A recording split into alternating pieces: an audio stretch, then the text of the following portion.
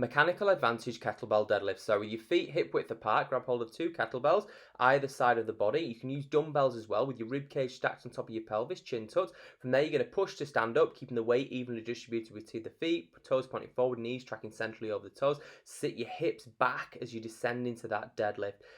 Breathe in on the way down and exhale as you stand up tall. Next, you're going to have your feet outside hip width with the kettlebells between the legs. Again, rib cage is stacked on top of the pelvis. Sit your hips back as you descend down. Give your toes pointing forward.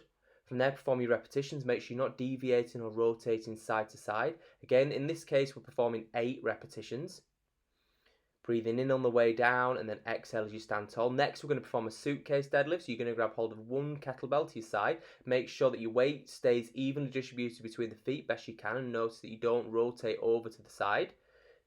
From there, big deep breath in on the way down. Exhale as you stand tall with the rib cage stacked on top of the pelvis again. You're going to perform 8 repetitions. Change sides, performing 8 repetitions on the other side. Rib cage stacked on top of the pelvis, weight evenly distributed. Knees tracked centrally over the toes. Sit your hips back, chin tucked. 8 repetitions.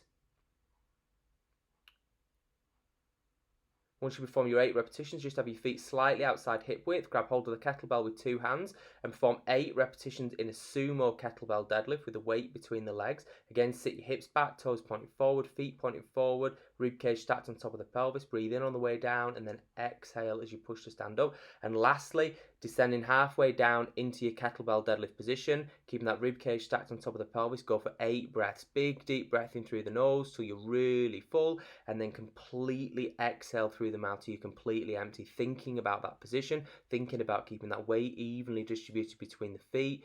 Nice flat back throughout.